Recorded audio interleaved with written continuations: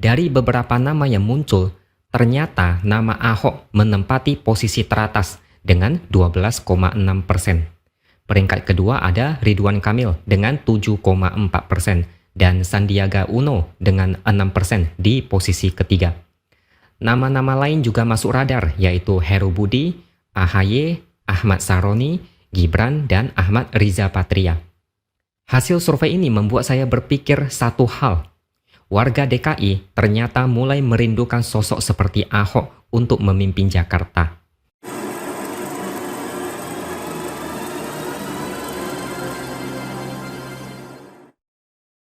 Halo, bertemu lagi dengan saya X Hardy di Opini Seward. Saya mau tanya dulu, selain pemilihan presiden, pesta demokrasi apa lagi yang bisa seseru Pilpres? Sudah pasti Pilgub DKI. Setelah Pilpres 2024 usai, maka Pilkada serentak menanti, terutama Pilgub DKI pada November 2024. Selain nama-nama capres yang menarik perhatian rakyat, ada juga nama-nama cagup DKI yang sedang diterka banyak orang. Kemudian ada satu survei yang dilakukan oleh Indikator Politik Indonesia. Dari beberapa nama yang muncul, ternyata nama Ahok menempati posisi teratas dengan 12,6%. Peringkat kedua ada Ridwan Kamil dengan 7,4% dan Sandiaga Uno dengan 6% di posisi ketiga. Nama-nama lain juga masuk radar yaitu Heru Budi, AHY, Ahmad Saroni, Gibran, dan Ahmad Riza Patria. Hasil survei ini membuat saya berpikir satu hal. Warga DKI ternyata mulai merindukan sosok seperti Ahok untuk memimpin Jakarta. Ini hal yang wajar karena siapapun yang waras pasti menyesal sudah mempercayakan orang seperti Anies untuk memimpin kota sebesar Jakarta dengan segudang masalah yang rumit. Dulu Ahok terkena kasus penistaan agama, diserang dengan isu sara dan diintimidasi oleh kelompok-kelompok penjual agama yang mendukung Anies. Bahkan siapapun yang ketahuan mendukung Ahok, maka jenazahnya akan mengalami nasib yang memprihatinkan. Ahok kalah di putaran kedua Pilgub DKI karena hanya dapat 42% suara dibandingkan Anies yang dapat 58%. Banyak orang percaya jika Ahok tidak terkena kasus mungkin bisa mengalahkan Anies. Tapi takdir tetaplah takdir. Anies jadi gubernur DKI. Tapi topeng Anies ternyata palsu. Janji manis akhirnya jadi pengibulan buat warga DKI. Banyak yang sadar udah tertipu oleh senyum Anies dengan tutur kata yang santun. Di balik itu semua tersimpan penyesalan banyak orang karena Jakarta menuju kemunduran. Apa yang sudah bagus berubah jadi hancur. Apa yang berantakan makin berantakan. Munculnya nama Ahok seolah mengisyaratkan muaknya warga terhadap kemunafikan gubernur sebelumnya. Sebagian besar mungkin sudah sadar bahwa yang munafik adalah orang yang tidak bisa kerja. Mereka tidak mau lagi dibodohi dengan mulut manis penuh tipu muslihat. Survei itu adalah bukti kalau Ahok dianggap paling mampu membereskan masalah Jakarta yang dibuat Anies. Ahok sudah terbukti bisa membereskan masalah dengan cepat, tepat, dan tidak bertele-tele. Setelah 5 tahun diberi dunia mimpi antah berantah, akhirnya mereka sadar yang dibutuhkan Jakarta adalah pemimpin yang bisa kerja, bukan yang pintar mengobrol bacotan. Ahok prioritaskan rusun karena setelah dihitung-hitung lebih masuk akal. Anies menjual janji murahan bernama rumah DP 0 rupiah. Bahkan janjikan warga DKI bisa punya rumah sendiri. Hasilnya kalian pasti sudah tahu sendiri.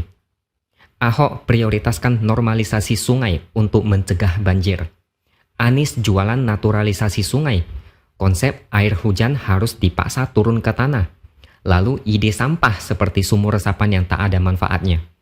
Perbedaannya bagai langit dan sumur. Tapi ada satu pertanyaan yang mengganjal. Apakah Ahok masih bisa jadi gubernur?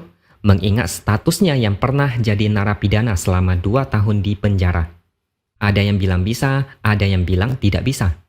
Setelah saya baca di beberapa sumber, secara hukum Ahok bisa nyalon lagi sebagai cagup DKI pada Pilkada DKI 2024, walaupun berstatus mantan narapidana.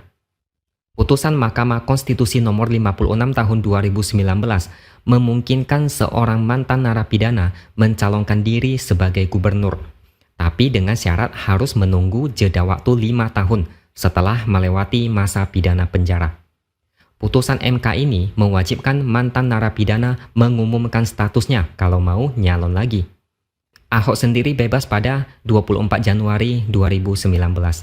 Artinya, 5 tahun dari saat itu adalah 24 Januari 2024. Jika Pilgub DKI digelar pada November 2024, maka Ahok sudah memenuhi syarat untuk nyalon lagi.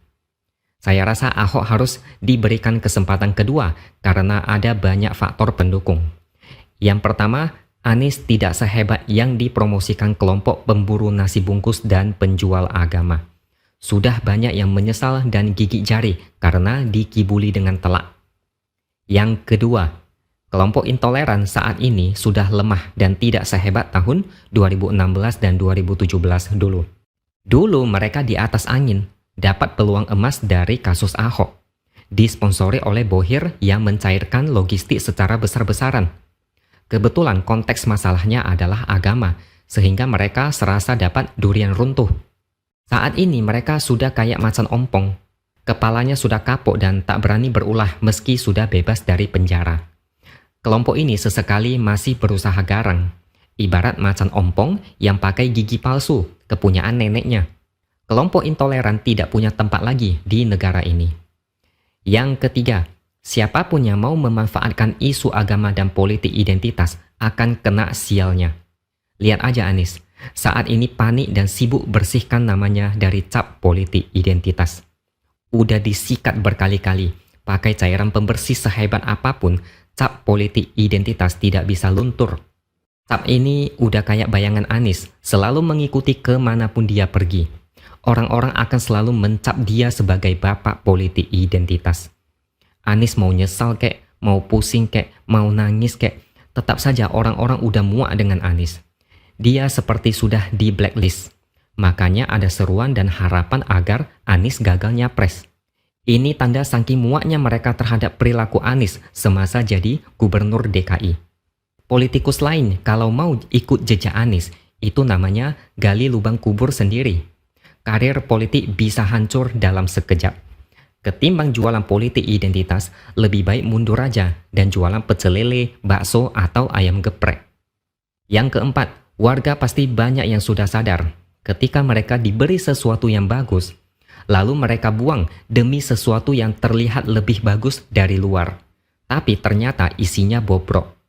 Mereka tahu ternyata yang dulu jauh lebih bagus.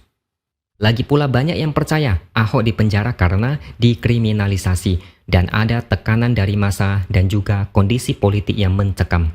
Jadi saya pikir Ahok masih dipercaya banyak orang dan punya peluang besar. Apalagi beberapa waktu lalu sudah mulai ada hembusan gosip bahwa Gibran akan ikut Pilgub DKI 2024. Dan ada juga harapan dari para pendukung agar duet Gibran dan Ahok bisa terwujud. Ini bakal jadi duet mematikan dan saya rasa peluang menang terbuka sangat lebar, selebar lapangan sepak bola. Sudah saatnya Jakarta kembali dipimpin oleh orang-orang yang benar. Bukan orang yang merasa paling benar, tapi hasilnya salah semua. Jakarta dengan segudang masalah tidak akan maju kalau dipimpin lewat mulut manis. Oke, sekian dulu opini dari saya. Subscribe channel ini supaya makin berkembang dan tuliskan komentar Anda. Terima kasih sudah menonton dan sampai jumpa lagi di lain kesempatan.